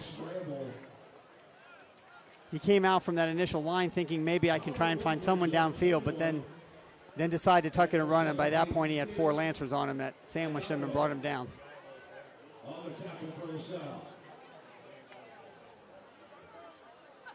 Cardinals will go for it on 4th down. I mean, why not, right? At this point, you got 30 seconds left in the quarter. They'll get this play off, and this will be the last play of the 3rd quarter. There's a pass to number 16. He gets hit and taken down, and he's not going to get anywhere close to the first down. In fact, he's going to lose yards, and it's going to be a turnover on down by the Colerain Cardinals to the Lasalle Lancers. The clock is going to tick down now, under 10 seconds, and we'll get a pause as we move into the 4th quarter. A lot of things new here at Colerain. We will add one thing you could maybe see. I don't know. We're probably too far away to see. You could probably tell from a distance. On the left side of the helmet this year, no Cardinal head. That's right. Cardinals is on the side of the helmet. That is a brand new thing. We posted that on our X. And again, if you're listening and you don't follow us on X, we encourage you to follow us. It's at Colerain Game Day, and we'll try and do our best to retweet and really just be a voice for the Colerain Boosters, which of course we encourage everyone to join. It's very simple. It's very easy. Head out to wearecolerain.org and you can wearecolerain.com. You can get there that way too. It'll take you to the official Colerain website. There's a Boosters menu, and please join the Boosters. They've got a really good opportunity now if you're looking to really truly make an impact and a legacy movement, as they have opened up their capital campaign to build for the Colerain High School community a field house next to the field at Colerain High School.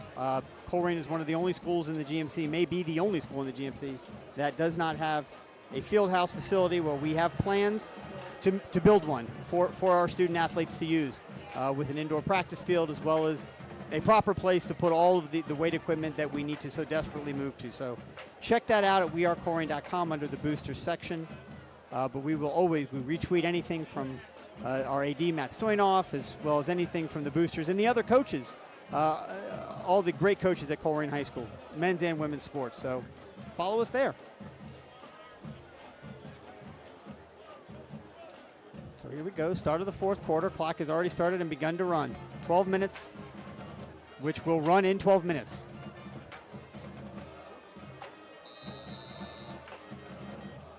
Brandon checking out posts for any last-minute score updates. That St. X Lakota West game, obviously the game of the night. Yeah, St. X had an interception, returned it deep into Lakota West territory, but then missed a short field goal, so they're still tied at 7. So defensive struggle or really bad offenses? You choose. Probably both. There's a quarterback keeper. He's going to get up through the middle. He's going to get hit and tackled, but not until he picks up 6 yards on the play. And they have a new quarterback in there and wholesale substitutions for the LaSalle Lancers. And he fumbled the snap there, but that extra delay almost allowed the hole to kind of develop more than it was initially there. If he catches it and runs, he runs into the back of his line, but that extra little step he had to pick up the ball gave him some space. So this is, I think, the sophomore, Braden Brown, a 5'10", 175-pound quarterback, is in at QB now. Number 40, Tommy McBride, also a sophomore, 6', 170, in the backfield with him. It's the big thing for the defense to try to just not give up any more points. Especially because Sycamore now trails Kings 44-0, so you don't want to get beat as bad as Sycamore. There you go. There you go. Great tackle in the backfield, once again made by number 31, who is just having himself a day for the Colerain Cardinals. Burnett. Yep. Javante Burnett, a junior linebacker. Looks like I hid the heights and the weights of the players. Why would I have done that? I'll have to go back and check that one. Print off new rosters, because I know they had the heights and weights on there. At least I thought they did.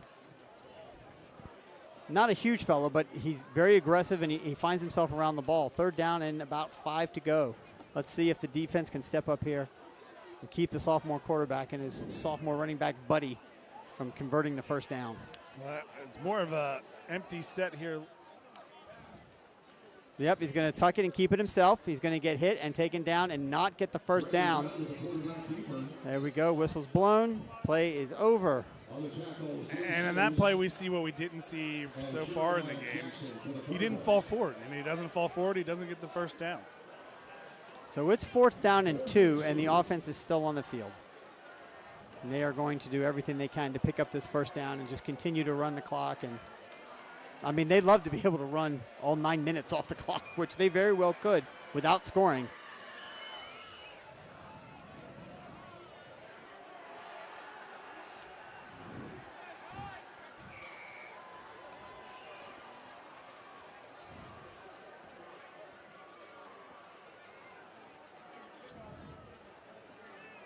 And they wait for the 10-second warning from the back judge before even getting to the line. Snap is back. 616's got it. He got a big enough hole to run through, and he got all the way down to the Colerain 30-yard line where it's enough for a 1st down. Oh, boy.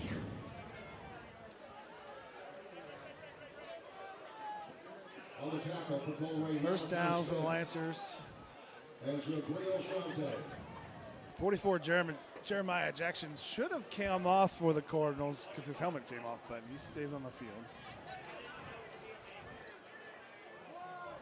So you're the coaching staff, Brandon, right? And you're going to show up with the kids tomorrow. There's going to be some treatment and whatnot. What can you take from this game that you try and tell them, hey, here's how we move forward from this? I mean, you put the positives there, but you have to accent the negatives as well. But, I mean, Cardinals have been in spots. They have just been, to be honest, terrible at the second level, at the linebacker and DB section, where 2-3, they're there to make the tackle, but a 2-3 yard game becomes 4 or 5, and a 5-6 yard game becomes 9 and 10 and 12 and more. Yeah.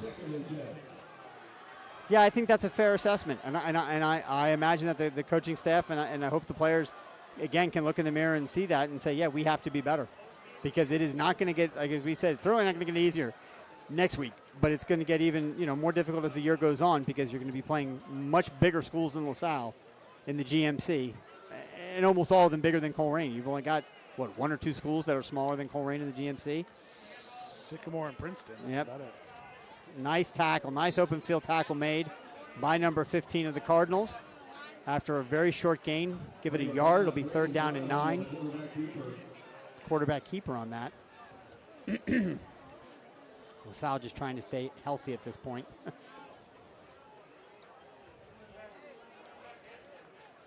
They have their 3rd quarterback in there. Yep. Garrett Fraley, another sophomore.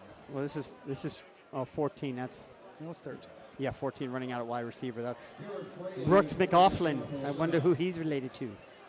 Young man, another McLaughlin kid. Oh, we have whistles. Number 3, just lining up offsides. And You are outside of the hash marks, trying down 42 points, trying to be intimidating, kind of closing the gap, playing tight man-to-man coverage, and you just step over the line. Like, he wasn't even. It had nothing to do with the play. 1, 2, 3, 4, 5, 6, 7, 8, 9, 10, 11.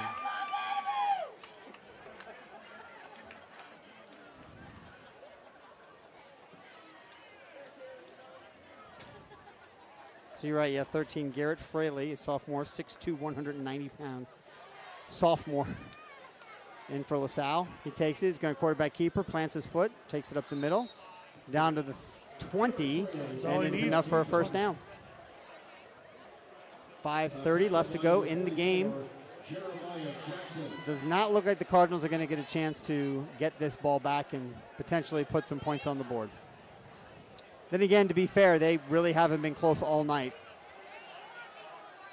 So that would have been just, what, 1 possession in the second half? Yes. Yeah, I mean, LaSalle's doing exactly what they should be doing with the running clock, right? I mean, you're just running the ball, you're running the clock. They're not being aggressive. There's no need to be. It's a high snap, but a keeper by number 13. He eludes a tackle, and he's going to be tackled out of bounds, and of course they're going to throw a flag on that, even though he started the tackle in bounds and just finished it out of bounds. Yeah, it's not on the personal foul. It's a holding. Oh, I'm sorry. I thought they were going to throw a personal foul. No, it's a holding because he got the extra 5 yards because the DB got held. Mugged. Gotcha. I missed that. Good job. Well, that helps. It's 1st down again, but now 15-yard penalty. It doesn't help. That's yard. all LaSalle. LaSalle doesn't care about yards or points. No, I care about points. We just said we didn't want them to score again. Yeah. I know, but they care about the down. They get an extra down to run another minute off the clock. Yeah, that's fine, but we got to keep them out of the end zone. That's the goal. No more points. Yeah.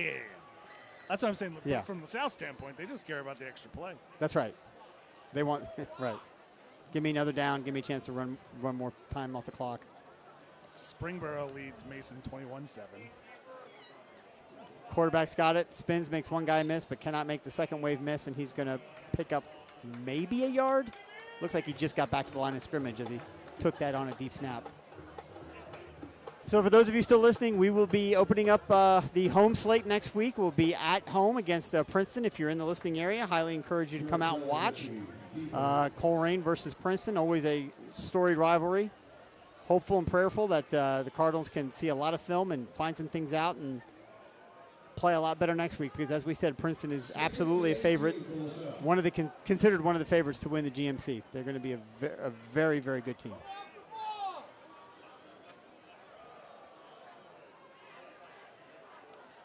Snap is back. 16's got it, and he's just going to roll out to his right and see what he can find. And he found nothing. He's just going to get gently escorted out of bounds on it with a 2-yard loss. Well, a couple of those squares. It was 14-0 Hamilton. It's now 24-14. Baden? Wow. Rough night for the GMC.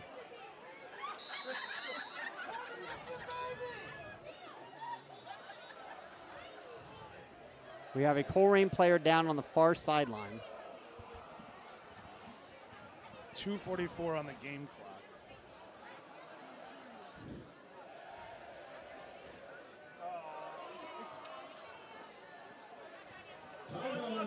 Clock does stop for an injury.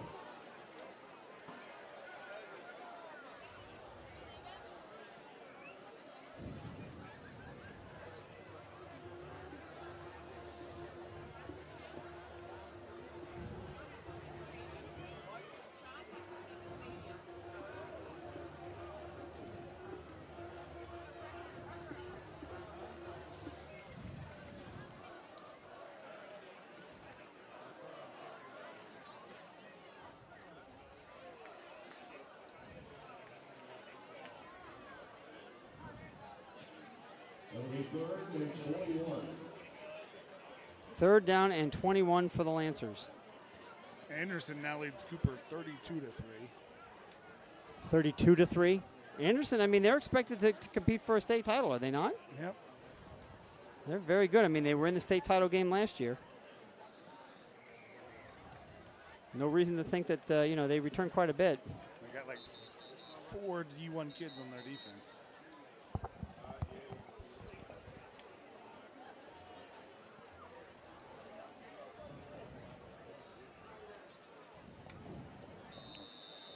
All right, clock is once again started. 2:40 to go. Lancers facing 3rd and 21. I mean, it's 2 downs here, right? Whether they get this or not, they'll go for it on 4th down. Just, again, run out the clock. Unless they have another Drew Chrisman that they've been holding out. They got a super kicker. A guy that can boot 60-yard field goals. There's a handoff right up the middle, met at the line of scrimmage by the Colerain defense and pushed backwards. Blow the whistle. But not taking him down. Yeah, I don't know what the holdup on that whistle was. For those that are no, reference the LaSalle kicker Drew Chrisman, who went on to Former Bengal kicker, right? Been in Ohio State, spent a year or 2 with the Bengals, but coached here, I think, for a year or 2. Maybe did some volunteer. In one of those Colerain LaSalle games, it was one of the few times I thought the kicker was the MVP. Like, he totally changed the game. He kicks some long field goals. His punts pinned them deep, and they got a couple short scores. And it was a low-scoring game, right? It was a very low score. Like, he was the MVP of the game as the kicker. That can happen. So 4th down and 20 with 1:37 left, and they're going to snap it back, and I don't know what that was. Either way, it's another play that gets to be run for LaSalle. I think the center snapped it and no one else went. Well, it doesn't matter, right? But they sent a running back out. Maybe there was some equipment issue. Either way, another minute runs off the clock. Yep. 1:15 on the play. 4th down. There's a random extra football on the field. Calamity ensues.